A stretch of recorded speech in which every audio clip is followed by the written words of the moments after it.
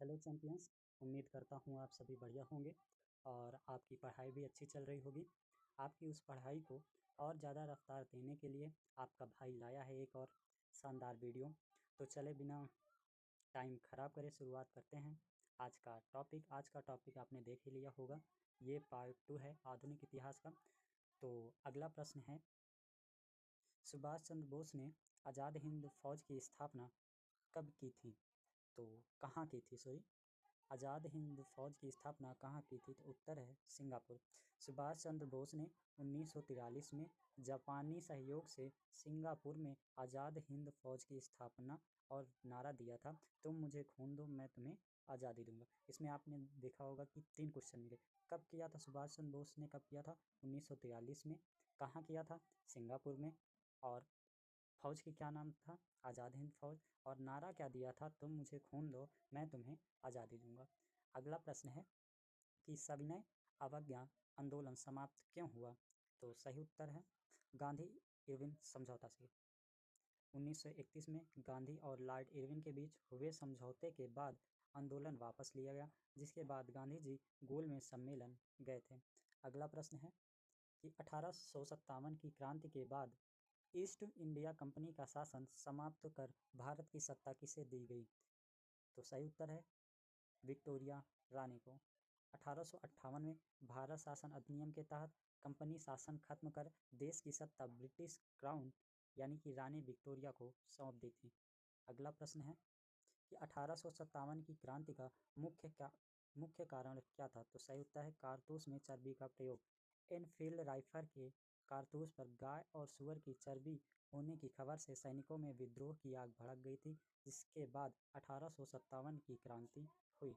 अगला प्रश्न है, वर्नाक्यूलर प्रेस एक्ट किसने लागू किया था? तो सही उत्तर है लॉर्ड लिटिन ने। 1878 में प्रेस की स्वतंत्रता को दबाने के लिए लॉर्ड लिटन ने यह कानून लागू किया, जिससे भारतीय भाषाओं के समाचार पत्रों पर रोक लगाई गई। अगला प्रश्न है, पूर्ण स्वराज की घोषणा कांग्रेस ने किस अधिवेशन में की थी? तो सही उत्तर है लाहौर अधिवेशन 1929। जवाहरलाल नेहरू की अध्यक्षता में कांग्रेस ने पहली बार 26 जनवरी पूर्ण स्वराज दिवस मनाया और आज़ादी की मांग को अंतिम रूप दिया। अगला प्रश्न है, अंग्रेजों ने भारत में पहली रेलवे लाइन कब और कहाँ शुरू की? सही उत्तर है 1853 को मुंबई से ठाणे के बीच भारत में पहली रेल कब चली?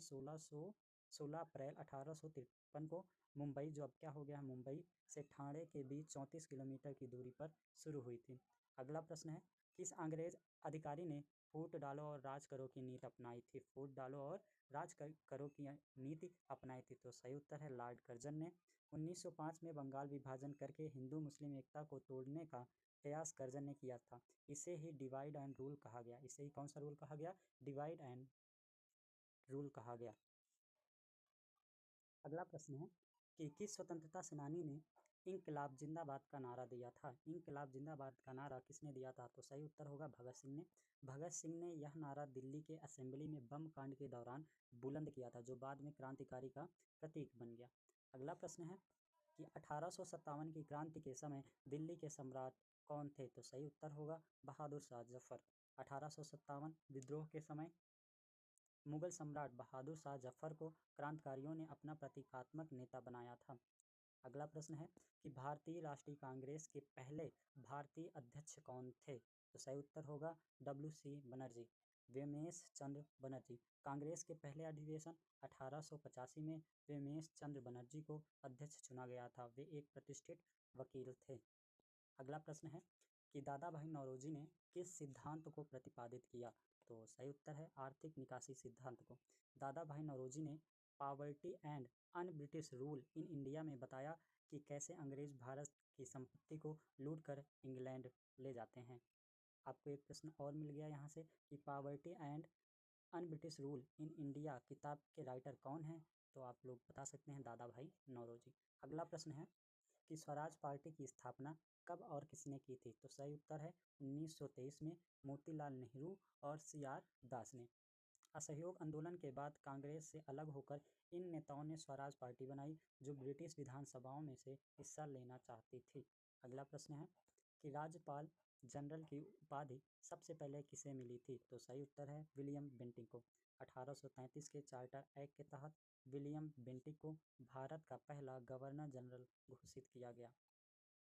अगला प्रश्न है कि सती प्रथा को किस गवर्नर जनरल ने समाप्त किया? तो सही उत्तर होगा लॉर्ड विलियम बेंटिक ने।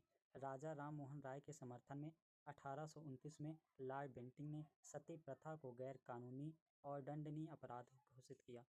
अगला प्रश्न है कि किस आंदोलन को गांधी जी ने विनम्र असहमति का आंदोलन कहा? तो सही उत्तर है सविनय अवज्ञा आंदोलन।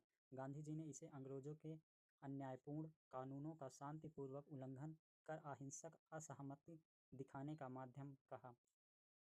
अगला प्रश्न है कि हिंद स्वराज पुस्तक किसने लिखी? तो सही उत्तर है महात्मा गांधी ने। ये वाला प्रश्न हम पहले भी पढ़ चुके हैं। गांधी जी ने यह पुस्तक 1919 में गुजराती में लिखी, जिसमें उन्होंने स्वराज, सभ्यता और आत्मनिर्भरता पर विचार व्यक्त किए। अगला प्रश्न है कि 1857 की क्रांति में कौन महिला स्वतंत्रता सेनानी शामिल थी? तो सही उत्तर होगा रानी लक्ष्मीबाई ने। झांसी की रानी लक्ष्मीबाई 1857 की क्रांति में साहसपूर्वक अंग्रेजों से युद्ध किया और वीर गति को प्राप्त हुई। अगला प्रश्न है कि यंग इंडिया और हरिजन के किसके द्वारा प्रकाशित पत्रिकाएं थी? तो सही उत्तर होगा गांधी जी ने। गांधी जी ने यंग इंडिया और बाद में हरिजन नामक पत्रिकाओं के माध्यम से अपने विचार जनमानस तक पहुंचाए। अगला प्रश्न है आर्य समाज की स्थापना किसने और कब की थी? तो सही उत्तर होगा स्वामी दयानंद सरस्वती ने सन 1875 को। स्वामी दयानंद ने 1875 को आर्य समाज की स्थापना की, जो वेदों की ओर लौटने का आह्वान करता है और समाज सुधार का पक्षधर है। अगला प्रश्न है कि भारत छोड़ो आंदोलन कब शुरू हुआ था? तो सही उत्तर है 1942 को। गांधी जी ने 8 अगस्त 1942 को मुंबई में भारत छोड़ो आंदोलन शुरू किया और नारा दिया करो या मरो। तो अगर कोई पूछे करो या मरो का नारा किसने दिया है, तो उत्तर होगा गांधी जी ने। अगला प्रश्न है कि जय हिंद का नारा किसने दिया? तो सही उत्तर होगा सुभाष चंद्र बोस ने। नेताजी सुभाष चंद्र बोस ने जय हिंद का नारा दिया, जो आज भी भारत में देशभक्ति का प्रतीक है। अगला प्रश्न है तुलनात्मक इतिहास की शुरुआत भारत में किसने की? तो सही उत्तर है डी कोशाम्बी ने। प्रसिद्ध इतिहासकार डी कोशाम्बी ने वैज्ञानिक और तुलनात्मक पद्धति से इतिहास लिखने को आगे बढ़ाया। अगला प्रश्न है अंग्रेजों द्वारा बंगाल विभाजन कब और किसके द्वारा किया गया? तो सही उत्तर है सन 1905 को लॉर्ड कर्जन के द्वारा। अंग्रेजों ने हिंदू मुस्लिम को अलग करने के लिए बंगाल विभाजन 1905 में किया, जिससे जबरदस्त विद्रोह हुआ। अगला प्रश्न है कि स्वराज मेरा जन्मसिद्ध अधिकार है। स्वराज मेरा जन्मसिद्ध अधिकार है यह प्रसिद्ध नारा किसने दिया था? तो सही उत्तर होगा बाल गंगाधर तिलक ने। तिलक ने यह नारा देकर जनता को स्वतंत्रता के लिए प्रेरित किया और उन्हें लोकमान्य की उपाधि मिली। तो अगर कोई पूछे कि लोकमान्य की उपाधि किसके द्वारा दी गई, तब आप बताएंगे गांधी जी के द्वारा। अगला प्रश्न है गांधी जी का पहला सत्याग्रह भारत में कहाँ हुआ था? तो सही उत्तर होगा चंपारण बिहार में। 1917 में गांधी जी ने चंपारण में नील किसानों के हक के लिए पहला सत्याग्रह शुरू हुआ। अगला प्रश्न है कि नेहरू रिपोर्ट किस वर्ष आई थी? तो सही उत्तर है 1928 को। मोतीलाल नेहरू की अध्यक्षता में बनी इस रिपोर्ट को भारत के लिए डोमिनियन स्टेट्स गैर पूरी आज़ादी की मांग की थी। अगला प्रश्न है कि खिलाफत आंदोलन का मुख्य उद्देश्य क्या था? तो सही उत्तर है खलीफा की सत्ता की रक्षा। यह आंदोलन 1919 में शुरू हुआ था, जिसका उद्देश्य तुर्की के खलीफा की धार्मिक सत्ता को बचाना था। गांधी जी ने भी इसका समर्थन किया था। अगला प्रश्न है इंडियन नेशनल आर्मी का गठन सर्वप्रथम किसने किया था? तो सही उत्तर होगा रास बिहारी बोस ने। रास बिहारी बोस ने जापान में भारतीय युद्ध बंदियों से INA की स्थापना की, जिसे बाद में नेताजी ने पुनर्गठित किया था। अगला प्रश्न है कि होम रूल लीग आंदोलन की शुरुआत कब और किसने की थी? तो सही उत्तर होगा 1916 में तिलक और एनी बेसेंट जी ने की थी। इस आंदोलन का उद्देश्य ब्रिटिश राज के भीतर स्वशासन की मांग करना था, जिसे दक्षिण भारत और उत्तर भारत में अलग अलग लोगों ने नेतृत्व करके चलाया था। अगला प्रश्न है कि रॉलेट एक्ट किस वर्ष पारित हुआ था? तो सही उत्तर है 1919 को। रॉलेट एक्ट के तहत सरकार को बिना मुकदमे के किसी को भी गिरफ्तार करने का अधिकार था। गांधी जी ने इसका विरोध किया था। अगला प्रश्न है कि जलियांवाला बाग हत्याकांड किसके शासनकाल में हुआ? तो सही उत्तर होगा लॉर्ड चेम्सफोर्ड ने। अगर कोई पूछे कि जलियांवाला बाग हत्याकांड कब हुआ था, तो 13 अप्रैल 1919 को जनरल डायर ने निर्दोष जनता पर गोलियां चलवा दी। इससे ब्रिटिश शासन का काला दिन कहा जाता है। अगर कोई पूछे किसने गोलियां चलवाई, तो जनरल ओ डायर ने। अगला प्रश्न है कि गांधी इरविन समझौता कब हुआ था? तो सही उत्तर है 1931 को। यह समझौता द्वितीय गोलमेज सम्मेलन में भाग लेने वाले आंदोलन समाप्त करने के लिए किया गया था। अगला प्रश्न है कि पूर्ण स्वराज की घोषणा कांग्रेस ने कब की? तो सही उत्तर है 1929 को लाहौर अधिवेशन में, जिसके अध्यक्ष नेहरू जी थे। और 26 जनवरी 1930 को पूर्ण स्वराज दिवस घोषित किया गया। अगला प्रश्न है कि इंकलाब जिंदाबाद का नारा किसने दिया? तो सही उत्तर है भगत सिंह ने। भगत सिंह जी ने क्रांति का संदेश देने के लिए इंकलाब जिंदाबाद का नारा अपनाया, जो युवाओं को बीच जोश भर देता था। अगला प्रश्न है कि साइमन कमीशन भारत कब आया? तो सही उत्तर है 1928 को। अगला प्रश्न है कि भगत सिंह और बटुकेश्वर दत्त ने असेंबली में बम क्यों फेंका था? तो सही उत्तर है प्रचार करने के लिए। इनका उद्देश्य किसी को मारना नहीं था, बल्कि ध्यान आकर्षित करना था। बम बहुत हल्के और टाइमिंग वाले थे। अगला प्रश्न है कि गदर पार्टी की स्थापना कहाँ हुई थी? तो सही उत्तर है अमेरिका में। गदर पार्टी की स्थापना 1913 में अमेरिका के सैन फ्रांसिस्को में हुई, जिसका उद्देश्य भारत की आज़ादी के लिए क्रांतिकारी रास्ता अपनाना था।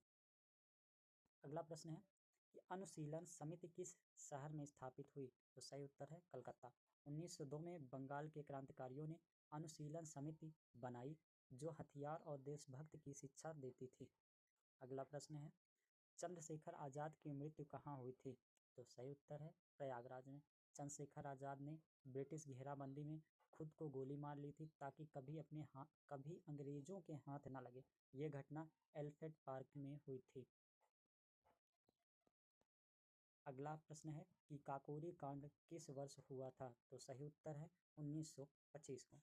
काकोरी कांड 9 अगस्त 1925 को हुआ था, जिसमें रामप्रसाद बिस्मिल जी और उनके साथियों ने ट्रेन से सरकारी खजाना लूटा था। अगला प्रश्न है इंकलाब जिंदाबाद का नारा किसने सबसे पहले दिया? तो सही उत्तर है हसरत मोहानी ने। इंकलाब जिंदाबाद का नारा हसरत मोहानी ने 1921 में दिया था, जिसे भगत सिंह ने लोकप्रिय किया। अगला प्रश्न है कि नमक सत्याग्रह का नेतृत्व महिला वर्ग में किसने किया था? तो सही उत्तर होगा सरोजनी नायडू जी ने। 1930 में दांडी यात्रा के बाद गांधी जी की गिरफ्तारी के बाद सरोजनी नायडू ने नमक कानून तोड़ा था। अगला प्रश्न है भारत के प्रथम स्वतंत्रता संग्राम को किसने विद्रोह के बजाय क्रांति कहा? सही उत्तर होगा वीर सावरकर जी ने। उन्होंने 1857 की इस घटना को भारत की पहली स्वतंत्रता क्रांति कहा और ब्रिटिश विद्रोह शब्द का विरोध किया। अगला प्रश्न है कि लाला लाजपत राय की मृत्यु किस आंदोलन में हुई थी? तो सही उत्तर है साइमन कमीशन विरोध में। 1928 में साइमन कमीशन का विरोध करते समय लाठीचार्ज में घायल होने के बाद लाला जी की मृत्यु हुई थी। अगला प्रश्न है कि भगत सिंह, राजगुरु और सुखदेव जी को फांसी कब दी गई? तो सही उत्तर है 1931 को।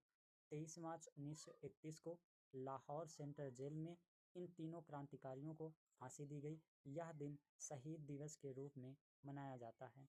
अगला प्रश्न है कि भारत माता की जय का नारा किसने दिया था? तो सही उत्तर है महर्षि अरविंद ने। तो दोस्तों, अगर आपको वीडियो अच्छी लगी हो और ऐसी ही और वीडियो देखने के लिए आप अपने चैनल एग्ज़ाम डोज को सब्सक्राइब कर लें। एग्ज़ाम डोज वादा करता है कि जब तक आप सफल नहीं होंगे, तब तक आपके ज्ञान को बढ़ाता रहेगा। आप हमें सलाह दे सकते हैं कि हम और किस टॉपिक पे वीडियो लाएं। तो चलिए शुरू करते हैं। अगला प्रश्न है कि जलियांवाला बाग हत्याकांड की जांच के लिए किस आयोग का गठन हुआ था? तो सही उत्तर है हंटर कमेटी। ब्रिटिश सरकार ने हत्याकांड की जांच के लिए हंटर कमेटी बनाई, लेकिन इस पर राष्ट्रवादियों ने भरोसा नहीं किया। अगला प्रश्न है कि तटस्थता की नीति का समर्थन किसने किया था? तो सही उत्तर है गांधी जी ने। गांधी जी ने द्वितीय विश्व युद्ध में ब्रिटेन का समर्थन करने से मना कर तटस्थता की नीति अपनाई थी। आज का लास्ट क्वेश्चन है, सुभाष चंद्र बोस ने किस रेडियो से भारतवासियों को संबोधित किया था? तो सही उत्तर है रेडियो जर्मनी से। नेताजी ने द्वितीय विश्व युद्ध के दौरान जर्मनी से रेडियो प्रसारण कर भारतवासियों को आज़ादी की अपील की थी। अगर वीडियो आपको अच्छा लगा हो तो एक लाइक कर दें।